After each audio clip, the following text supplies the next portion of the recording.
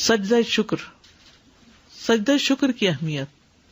سجدہ شکر ان عظیم عبادات میں سے ہے جن کے ذریعے بندہ اللہ جل و علا کا شکر ادا کرتا ہے، کیونکہ اس میں اپنے جسم کا سب سے معزز ترین حصہ یعنی چہرہ زمین پر رکھ کر اللہ کے لیے خضوع اختیار کیا جاتا ہے، اور اس کے ذریعے دل اور زبان اور تمام اعضاء سے اللہ کا شکر ادا کیا جاتا ہے. نبی صلی اللہ علیہ وسلم کا خوشی ملنے پر سجدہ شکر ادا کرنا.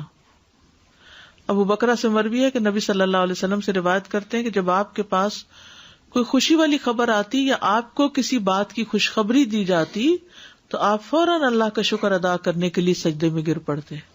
ہم نے زندگی میں کتنی دفعہ ایسا کیا، کتنی ہی گڈ نیوز سنی ہوگی، کتنی ہی خوشخبریاں سنی ہوگی، کبھی بچے کی ولادت کی، کبھی کسی بچے کی کامیابی کی، کبھی کسی کی شادی کی، لیکن ہم خوشی کا اظہار عموماً اللہ کی نافرمانی سے کرتے ہیں، جبکہ خوشی کا اظہار اللہ کی فرمانبرداری سے اور اس طریقے اور اس کام سے کرنا چاہیے جو انسان کو اللہ کے قریب کر دیتا ہے.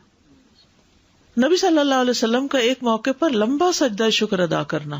عبد الرحمن بن عوف سے مروی ہے کہ ایک مرتبہ رسول اللہ صلی اللہ علیہ وسلم باہر نکلے. آپ صلی اللہ علیہ وسلم صدقے کی کسی زمین میں داخل ہو گئے. وہاں آپ قبلہ رخ ہو کر سجدے میں گر گئے. صدقے کی کسی زمین میں داخل ہوئے، وہاں قبلہ رخ ہو کر سجدے میں چلے گئے.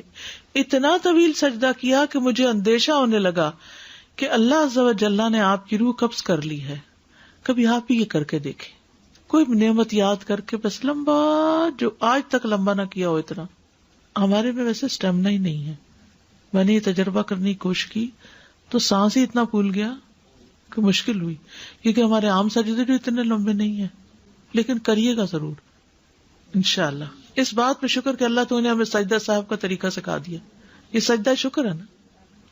وہاں آپ قبلہ رخ ہو کر سجدے میں گر گئے اور اتنا طویل سجدہ کیا کہ مجھے اندیشہ ہونے لگا کہ اللہ عز و جل نے آپ کی روح قبض کر لی ہے. میں دیکھنے کے لیے آپ سے قریب ہو کر بیٹھ گیا تو آپ نے اپنا سر اٹھا کر فرمایا کون ہے؟ میں نے عرض کیا عبد الرحمن ہوں. آپ نے فرمایا کیا ہوا؟ یعنی آپ اتنے محب تھے کہ آپ کو یہ خیال ہی نہیں رہا کہ یہ پریشان ہوا ہے. میں نے کہا اللہ کے رسول آپ نے ایسا سجدہ کیا کہ مجھے اندیشہ ہونے لگا کہ اللہ عز و جل نے اس میں آپ کی روح قبض کر لی. اس پر آپ نے فرمایا جبریل میرے پاس آئے اور انہوں نے مجھے خوشخبری سنا دی کہ اللہ عز و جل فرماتے ہیں جو شخص آپ پر درود بھیجے گا میں اس پر اپنی رحمت نازل کروں گا، اور جو شخص آپ پر سلام بھیجے گا میں اسے سلامتی دوں گا. اس پر میں نے اللہ عز و جل کے لیے سجدہ شکر ادا کیا. نبی صلی اللہ علیہ وسلم کا داؤد علیہ السلام کی توبہ قبول ہونے پر سجدہ شکر ادا کرنا. ابن عباس سے مروی ہے کہ نبی صلی اللہ علیہ وسلم نے سورۃ صاد میں سجدہ کیا اور فرمایا داؤد علیہ السلام نے یہ سجدہ بطور توبہ کیا تھا اور ہم یہ سجدہ شکرانے کے طور پر کرتے ہیں کہ اللہ نے داؤد علیہ السلام کی توبہ قبول کر لی. شکرانے کے نفل مشروع نہیں ہے، ٹھیک ہے. ہم کہتے ہیں نا ہم شکرانے کے 2 گانا پڑھتے ہیں، شکرانے کے نفل نہیں ہے. شیخ ابن عثیمین کہتے ہیں میرے علم کے مطابق سنت میں کوئی بھی نماز صلاۃ الشکر کے نام سے نہیں ہے، البتہ احادیث میں سجدے کا ذکر ہے جسے سجدہ شکر کہتے ہیں.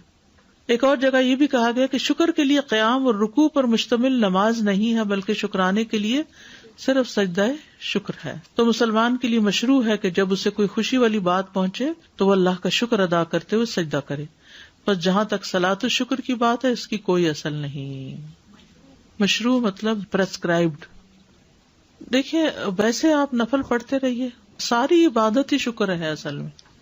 جیسے روزہ رکھتے ہیں یا کچھ بھی، تو یہ اصل میں ہم شکر ہی ادا کر رہے ہوتے ہیں اللہ کی نعمتوں کا. پھر خود سے بنانا کوئی بھی چیز بدعت بن جاتی ہے نا، کہ کسی کو پابند کرنا یا خود، تو اس لیے جب آسانی کر دی اللہ نے، صرف سجدہ کر لو، بات اتنی بھی کافی ہے، تو اتنا ہی کرتے رہے. اب دیکھیے بعض اوقات نماز پڑھنے میں ہمیں سستی ہو جاتی ہے، سجدہ کرنے میں کتنی دیر لگے گی؟ جہاں بیٹھے کوئی قبلے کے رخ کی پابندی نہیں، کچھ نہیں. وہیں اگر آپ سفر میں ہیں، راستے میں ہی فون آ گیا اور آپ نے سن لیا، اور تو ادھر ہی بیٹھے بیٹھے جھک جائیں.